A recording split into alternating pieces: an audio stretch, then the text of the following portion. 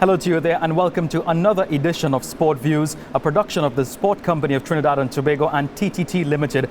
I'm your host Sachin Ramsubag, and alongside me is the head of sport development, Mr. Justin Latapy George. Mr. George, welcome to the show. Thank you for having me. I was told that you are the smaller magician. Well, I'm not too sure about that, I wouldn't take those accolades at all. No? I wouldn't, but I do appreciate that you offer the sentiments. Yes, indeed. So I understand that you did play the game, as a matter of fact. Sure. I did through. So I was a Malik product. I'm a product of Malik. Prior to that, I went to Success Laventille Composite and made it all the way to the senior reserve team of the senior national team, national under 23, and was a scholarship athlete. So I had my fair share. Indeed, your fair share. Yeah. May not be the magician quality, quote-unquote magician. No, definitely not. I do pride myself though on wanting to, in my heyday, playing against him in his heyday kind of a thing. Yes. But that was all mental, Absolutely. But great family of sports, sure. Fantastic, and of course getting involved in sport management as well. Sure. Why did you choose that avenue and not pursuing maybe more sport? Well, so to be quite frank, I think you touched on it by your opening conversation. Coming from a family of sport persons, my uncles played cricket and football and basketball, and of course having an elder brother who was heavily involved in football, and as I pointed out, having the opportunity to be a scholarship athlete, it was a natural fit.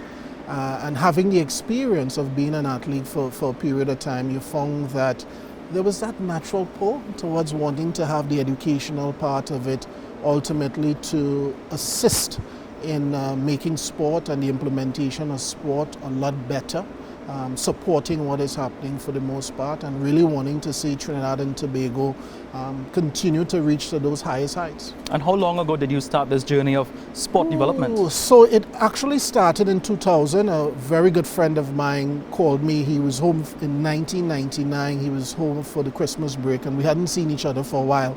And we were, actually it was football related again. So we met up, and it was a Christmas, just playing a little fun game.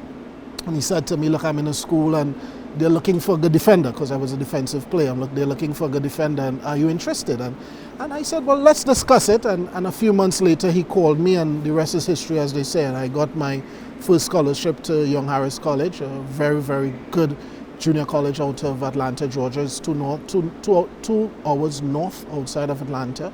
I transferred in from there into Barry University, where I went on to do a bachelor's degree in sport management with a minor in business, and finished with a MBA with a specialization in management and sport management. So yeah, Very, very long journey. Yeah, it was. Literally and of course educationally as well. Of course it was, and worth every minute of it. I think I'm a lot better prepared for many of the journeys within the sport administration field because of having that history of being an athlete all the way through now being an administrator, having that kind of academic support.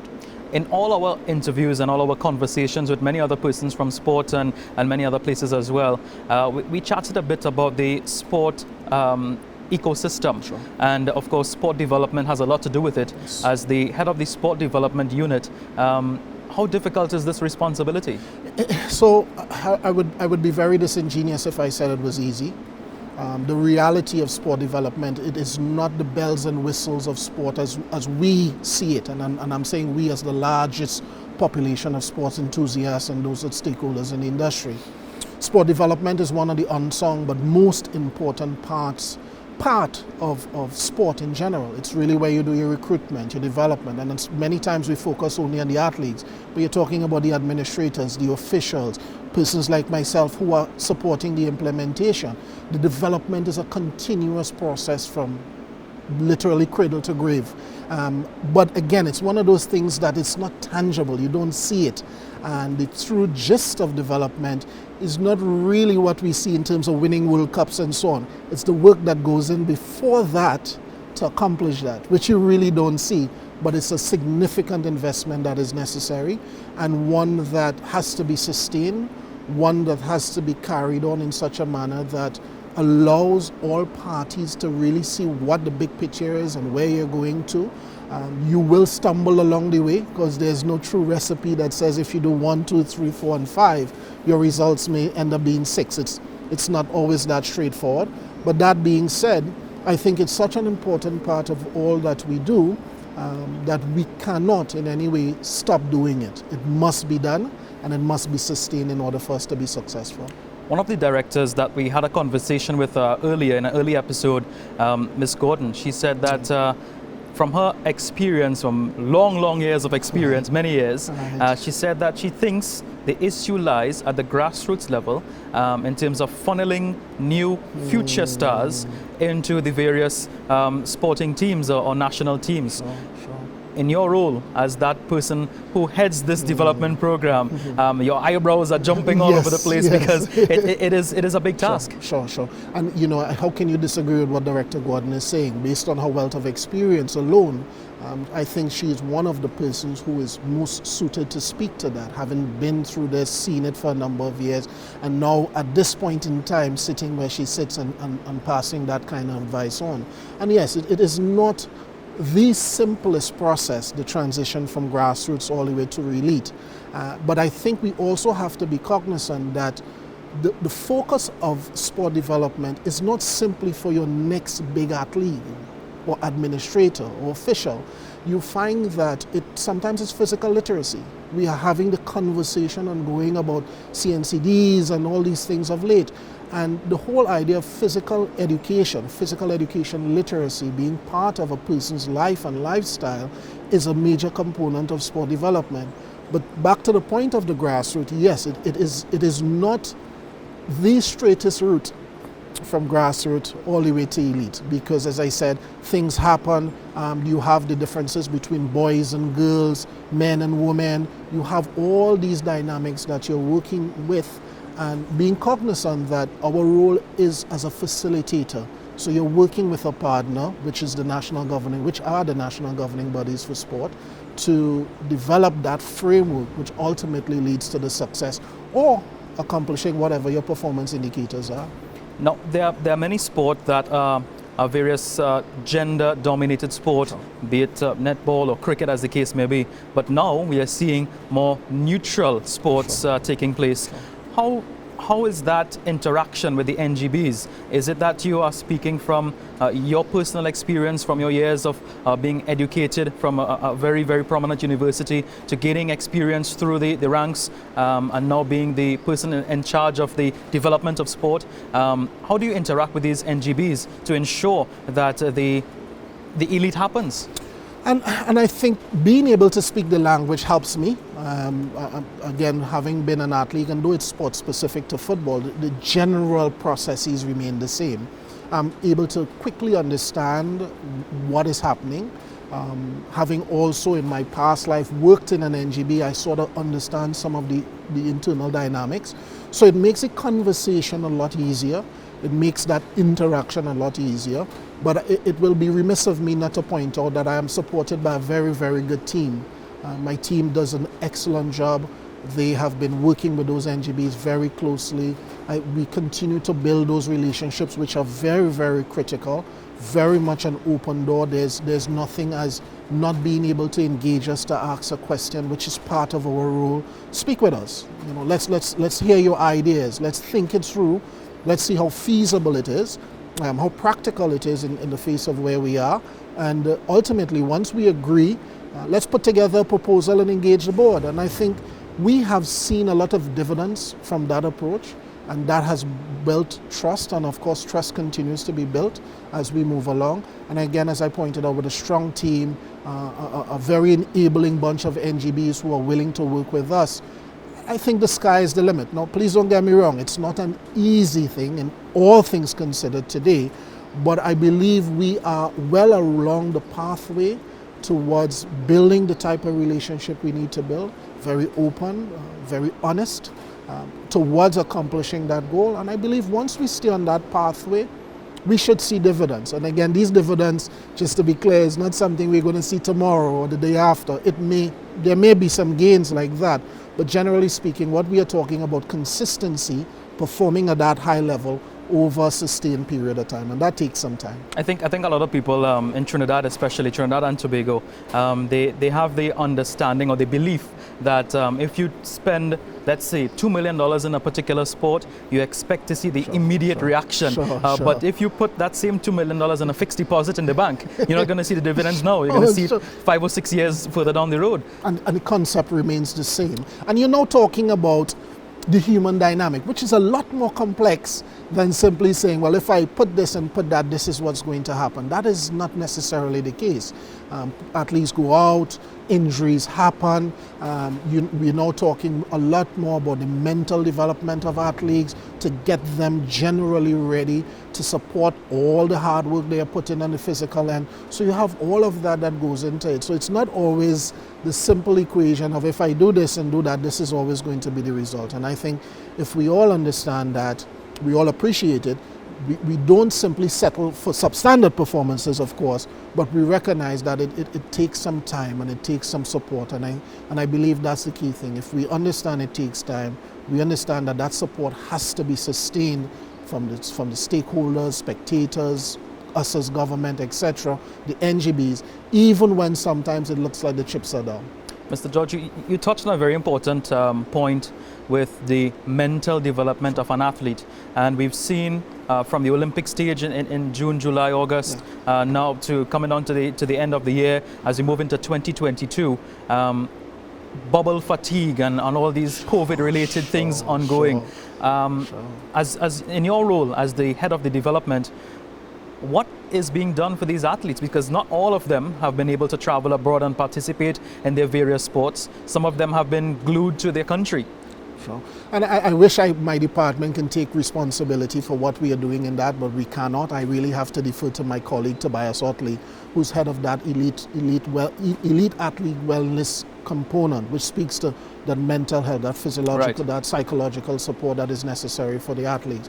And what his particular unit has done they have been engaging with athletes continuously, going through the rigors of all of these things, recognizing, as you pointed out, the fatigue is happening. So you're jumping from one bubble, you're continually having to do PCR tests, and all that goes with that, the fear, the anxiety of what COVID is doing and causing, sometimes performing to empty stadia or facilities, and all that goes into it. But ultimately, I think what we are doing and what we continue to do is ensure that we are there to support, whether it be my unit, my colleagues' unit, as I pointed out, the overall sport company, our line ministry, the Ministry of Sport and Community Development, that we are ready and we are willing to support you and support the NGB and stakeholders of sport as best as we can. Hopefully we can get Mr. Otley on the show in the very near future. We can have some discussions and see if we can get Mr. Otley on the show.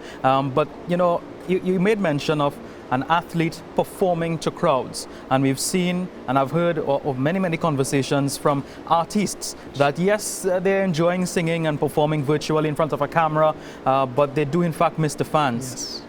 As an athlete yourself, and now as an administrator, how important is that 12th man in the development of an athlete?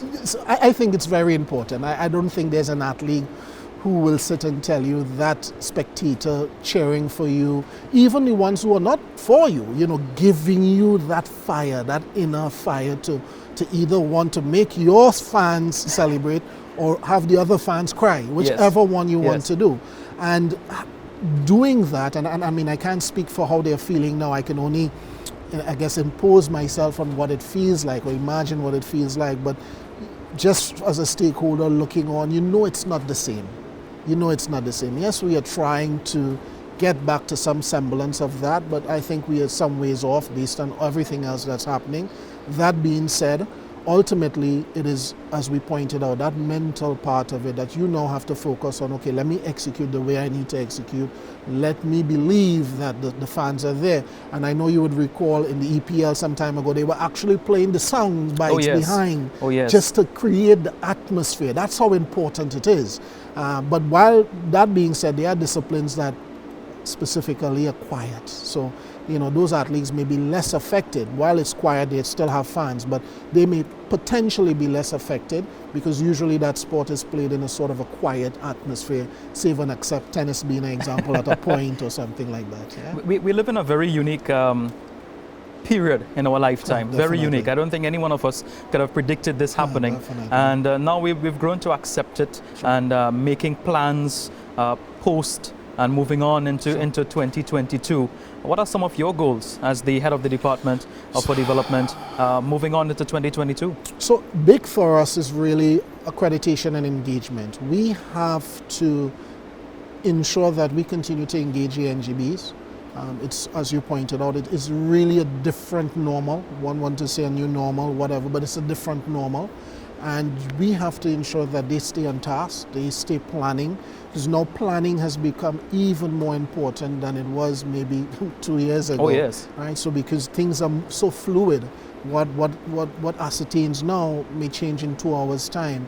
So continuously working with them for so that engagement part of what we're doing, and the accreditation really speaks to things like compliance. So on our local legislature, we have the NPO, which is the Non-Profit Organization Act, and those things have implications for national governing bodies for sport in terms of agencies that are receiving state funds, all the declarations that they have to do and so on. So a major part of the things that we are targeting is keeping our NGBs engaged, and by extension their stakeholders engaged, and ensuring that the NGBs stay on task towards compliance and the functions of compliance, which include things like strategic plans, audited financials, etc., etc. Are these NGBs easy to work with? I know some of them may not be the easiest to work with, but how is the work of yourself and your team impacting on these NGBs? Are their attitudes changing towards the new normal as we knew it as? Yes, I think so. I think a lot of them have realized. I mean, in earlier stages, you saw, look, all right, this was going to go away soon, and we'll get back to normal. Now we are at the point of, this isn't going anywhere. This is really going to be our normal now. And I believe that, combined with, as I pointed out, a very strong team engaging the NGBs, having discussions, we have always had very cordial working relationships. And that's not to say we may not disagree on points of views and reference, and that's fine. I think that's in any working dynamic. But to say that in any way clouds what we have to do, it doesn't. To say that it hinders our relationship, it surely doesn't. I would want to offer that it actually has made our relationship a lot better, because we have been very open, they have been very open, and fortunately for us, we have been able to see some dividends by just standing for what we are advising, and they also buying into what we are advising. So I think we are well on our way to doing very well. But again, it's like anything else. It's a continuous work in progress. It's not something that we can sit down and say, well, we are at that point now and we can take our foot off the gas. That's not the situation at all. Are there any NGBs that are yet to be reached out to, or are they reaching out to you? And if they are, what would you say to them? So our remit function is 15 NGBs. Our line ministry has, I think, just over 35. So it's in total it's just over about 50 NGBs, I think, in general. But assigned to Sportt are 15, because our base is small, to be very honest. And I'm saying small guardedly. I don't want yes. that they say, well, take some more if you think it's small. But I'm saying small in the context of 15, a very intimate group. We engage them quite frequently, telephone calls, emails, now virtual meetings, and I don't think there's a day I'm not in touch, or a member of my team is not in touch with a president or a general secretary or a representative of an NGB for one reason or the other. So I think we are doing very well where that is concerned. I am open, of course, as we say to the NGBs, we are open. If there's a need for more, we will do more. But we also have to be cognizant of sort of being the overkill of so many meetings and the virtual spaces. And our NGBs are volunteer based, so a lot of them are working in other agencies. So, they're meeting virtually and then to have a meeting. So we try to find a healthy balance that allows us to accomplish the ultimate goal, which is really for the NGBs to function as efficiently as possible. We're talking about the development and the work of various NGBs and the work of your department as well. And how has your department impacted sport directly in Trinidad and Tobago? That has to do, and it's one of the unique functions of my department. Because we are not a direct implementer, we work with a partner, which is the NGB. And if I am to look at the successes of the NGBs under us, I would say we have had a major impact on all that has happened. Our cricket, which is an NGB under us, our men's team for the first time went through the 50 overs, won without losing a match. We are seeing cycling, both female, male, doing excellent. Swimming, we just have some successes over the weekend. And I can go on and on and on and on with the 15 under us that we are seeing some gains. But by no means am I saying the work is over. The work continues because this is just testimony of work that has been put in before. So we are seeing the dividends of work that may have been put in even preceding my time. So it's now to continue along that trajectory, to allow further development, to allow further successes to happen, and by no means really taking anything for granted in the process of discussions of our relationship and building towards that successful NGB that we want them to be. Do these NGBs look forward to becoming, you said it's voluntary, and I think everybody knows it's voluntary. Yes. Do these NGBs look forward to and also engage in your expertise and the expertise of your entire executive team to eventually make the sport a profitable one? Yes. I think there's not an NGB that has not discussed or in any way suggested that they don't want to be self-sufficient. So that's where their basic starting, self-sufficient.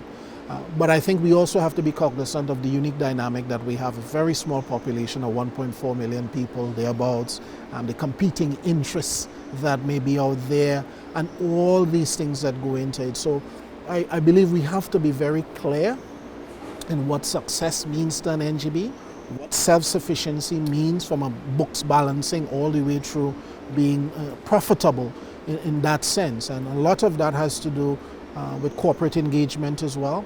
And part of what we do is working with our corporate communications unit, working with our human resource department, is really looking at capacity building initiatives that help the NGBs, give the NGBs the tools to be able to approach partners, to be able to approach sponsors, because our support can only go that far, and that is as honest as I can be.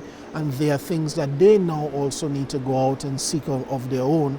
But we can't simply just throw them in the deep end of the pool. We have to also assist them in getting out there and learning to tread water once they have gotten into that part of the pool. You made mention a few moments ago about the national senior cricket team going through the regional Super 50. Sure. Coming up in the year 2022, January, February, we have the ICC Under-19 World Cup being played in the Caribbean. Yes. And some of the matches, a large bulk of the matches will be played in Trinidad. Sure. And of course, the Diego Martin facility will be, I want to say, celebrated with some international matches. This is probably a dream come true for yourself and your team. Oh, definitely. I want to first recognize the efforts of the Trinidad and Tobago Cricket Board, who ultimately, as the recognized body under the Cricket West Indies, CWI, would have approached us and said, look, this is something we see as value. And fortunately, through our honorable minister, our ministry, our directors and sport company, we supported that and continue to play a very pivotal role in planning for it, supporting the execution of it. So, I mean, we are anxiously awaiting that opportunity. As a matter of fact, there are some site visits. They're returning for a second end of site visits this week, just to follow up on things that would have occurred since their first visit in September, little things that they have recommended for facilities and so on, just to check in, make sure things are going well, because again, this is a phenomenal opportunity for Trinidad and Tobago and the larger region and the Cricket West Indies and the Trinidad and Tobago Cricket Board to be able to host this many matches. We are actually getting two groups of 4 nations, and the plate, which is positions 9 through 16 in the ranking system, and that augurs well, and that augurs well in the context of there's 2024 soon thereafter, and these things, your ability to deliver these things in a very professional manner speaks numbers for you being considered in other things going on there. I don't think that people from Trinidad and Tobago, well, some persons may know, but there's a huge bulk of the individuals who don't know the ginormous nature of this feature called the Under-19 Cricket World Cup. Would you care to elaborate a bit on the magnificent nature of a World Cup being hosted in Trinidad and Tobago? So I think I will go back to the heart of our discussion, the development end. Those are your future cricketers. Those are going to be the ones that you're going to be seeing, and everyone wants a jersey, and who is scoring the most runs and making and taking the most wickets and so on. That's literally what we have. And there's no way you can put a value to something like that. I think it's important that we sensitize the population to what's happening, and that has to happen in the context of all that's going on with COVID and following the requisite protocols and so on, that they are sensitized.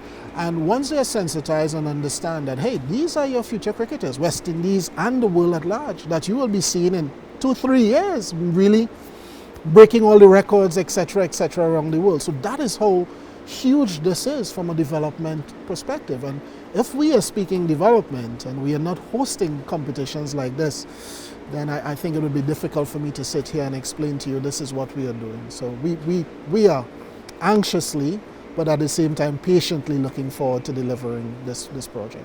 Very nice. I think persons, they are actually happy that something of the sort is coming to Trinidad and Tobago, seeing that we haven't had anything major really in the last 2 years. Also, we're talking about development of young persons and development in general.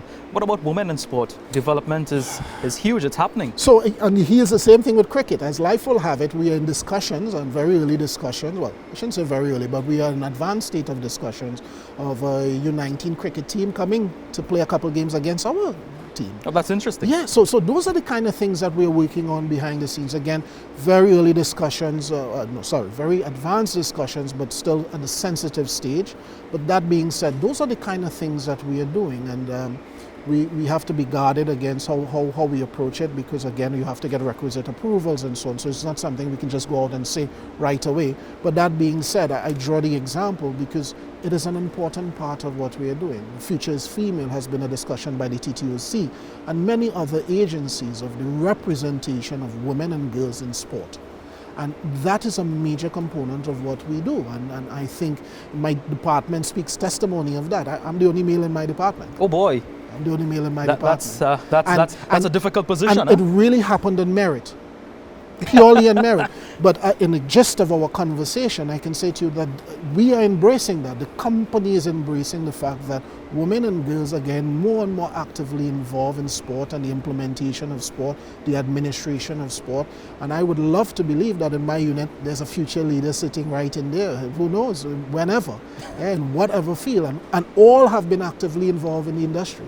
All actively involved. You're the only male in your industry. The only male in my unit. In my unit. In your unit. In my unit. Amazing. The only male in your unit. My unit. That's a difficult position because women are perfectionists. Well, excellent for me. So I tell them I am just the same. When it comes to the quality of our work, we do it. There's only one time to do it right.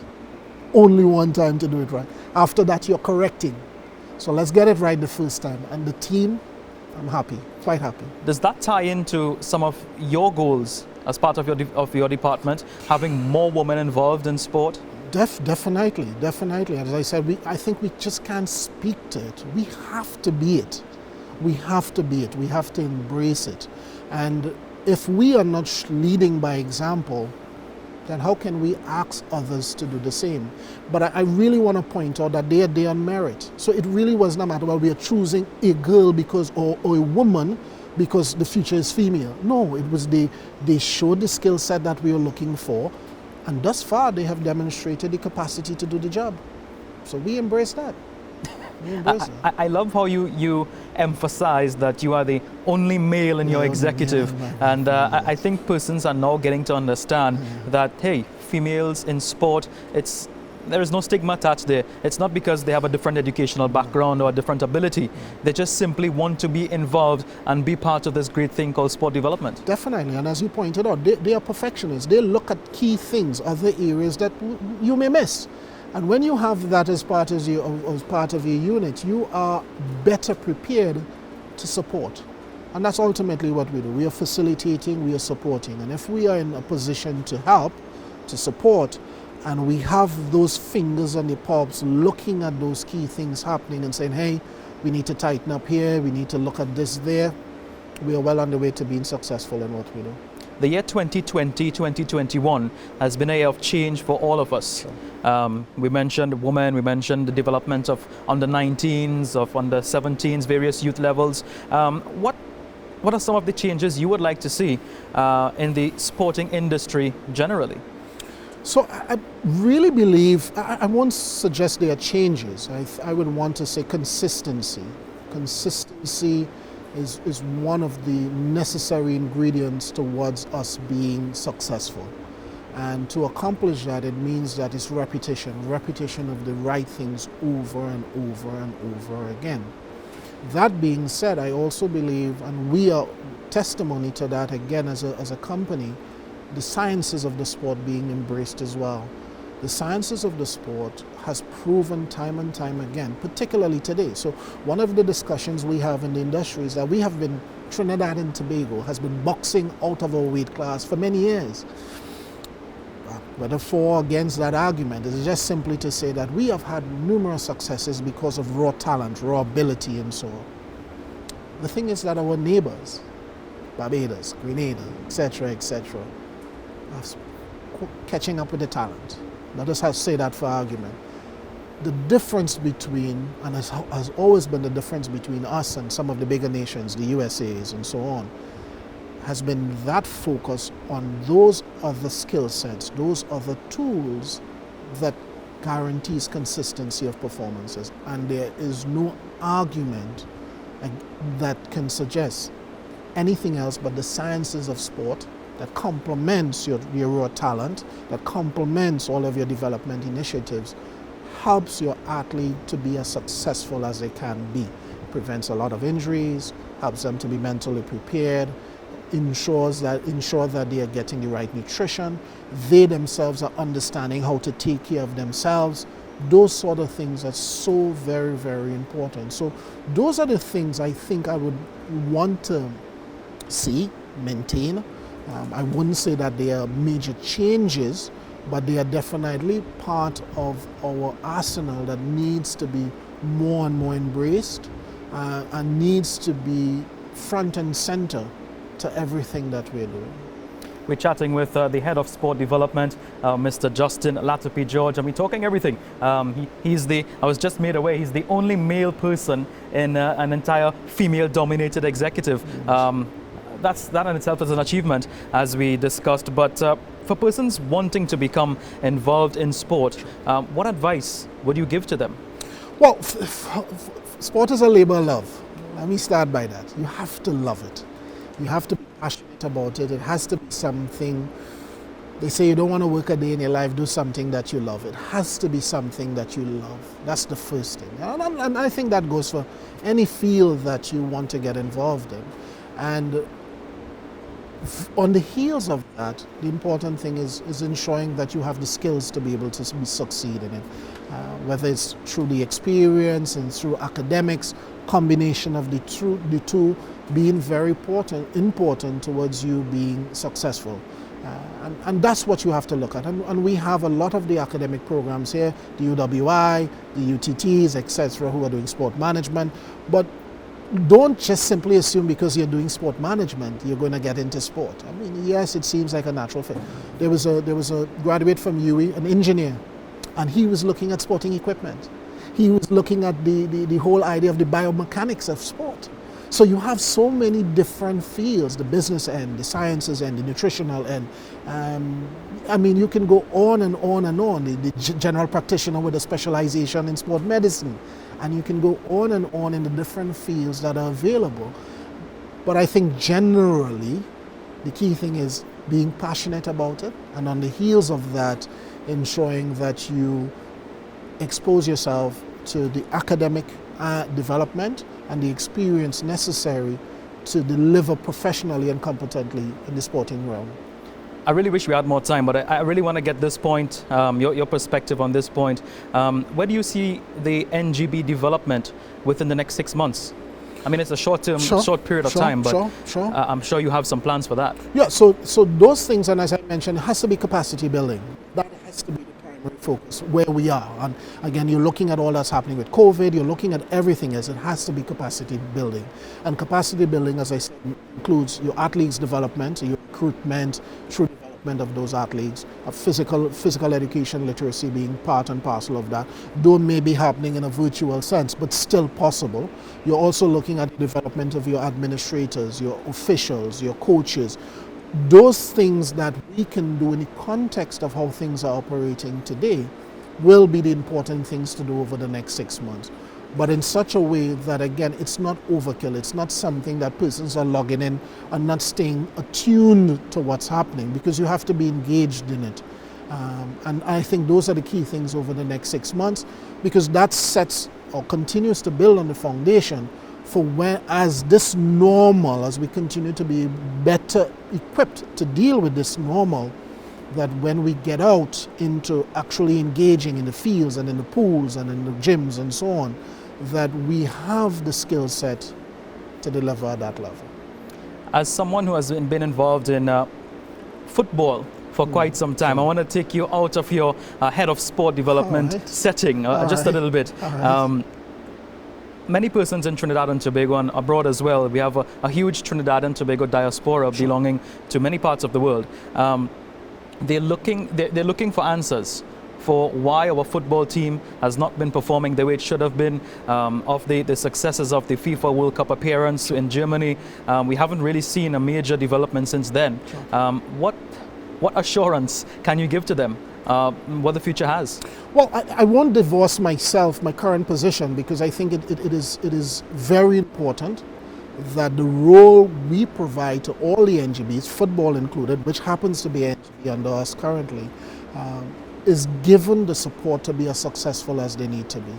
And we have to recognize, one, the autonomy of the Football Association, of any NGB for that matter, and their right to plan, to organize, to execute. What we can do and what we will continue to do is advise. Once we are engaged or we see an opportunity to further develop where we are, we will so do. And that is what I think I want to impart on all of our stakeholders. Yes, we may be disappointed, generally speaking, with where we are. And yes, there may be room for improvement in what we are doing, but as I alluded to very early, it's a process. It's a process that takes time. We may be seeing the growing pains of it now, but rest assured, as long as we stay our focus on the prize, recognizing ultimately what we want to accomplish, us as at Sportt Company and by extension our line ministry, being available to lend the support to football within our own limitations and fully respecting their autonomy and authority to make the decisions that they need to make, then I am certain, I am confident that in time, because it's going to take some time, in time, football will get to where it needs to be. I think the major question is where it needs to be, and those are the kind of conversations that has to happen at the football executive level to make their decisions and where they want to be, the engagement of us as a company and our line ministry, and we say, okay, this is what our plan is, let's work towards it. You're right. My mom told me a long time ago, a few months ago, as a matter of fact, I'm saying a long time, that when a new tooth is coming out, it usually is very painful. There you go. So as with every new development, there will always be those pains coming up, all these various craziness, if you want to say, happening. So I think you're on the right track with you and your executive. And I thank you for that. And that's ultimately what we are here for. We recognize, and I have to put that front and center, the autonomy and authority of an NGB to manage its affairs. We are here as facilitators, and rest assured we will do as best as we can to support you, and we will have those discussions towards you accomplishing your goal. But you have to be, and that's the compliance end. What's your plan? When are you trying to accomplish this plan? Don't just tell me you want to do this. When? How? Why? How you're engaging? What resources do you need?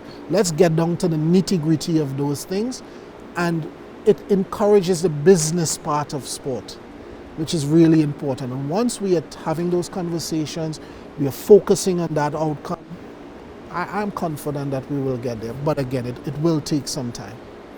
What has been your experience at the Sportt Company? It has been good. So this is actually my second stint in Sport company. I was in the company in 2010 as a sport officer, which is where my colleagues are.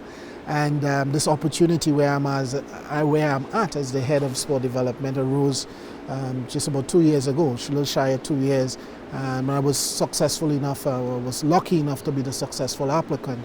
And it has always, the sport company, I think, for anyone who's in the industry of sport, must be a company that you want to work with and for. They are central to moving a lot of the key business of sport forward, facilities, sport development, the business end of sport, all those moving parts. And if you are, and I mean I'm smiling about it, if you really want to be challenged in the industry, this is the place to be, because you have to be thinking about so many different components in the midst of conversation, in the midst of your execution.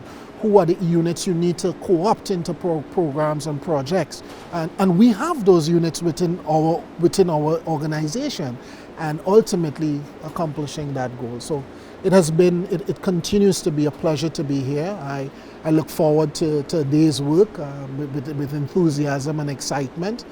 Recognizing that we operate in the shadows. We are the ones behind the curtains, but our ability to do what we need to do in a consistent and professional and competent manner is very important to the success of the NGB. So I see the passion coming out in your eyes, man. Definitely.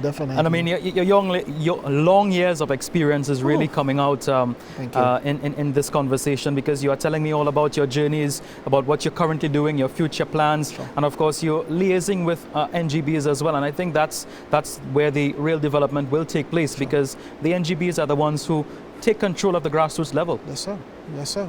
And that's their responsibility. So that's why I harped on the autonomy and authority to make those decisions. We support that.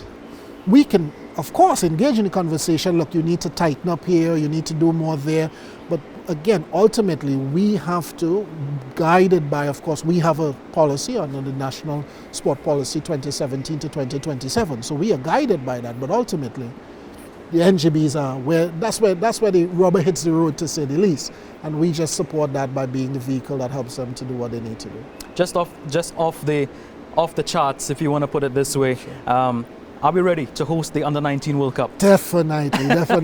we have to be. We better be. And I think we have had some experience. And one of the things for us as a population is that we have a number of people that have been involved in sport and the implementation of sport at various levels, regionally, internationally, and otherwise. That has always been, and it goes back. We have been punching outside of our weight class for many years, but I don't want us to ever take it for granted that, all right, we did this already, man. No.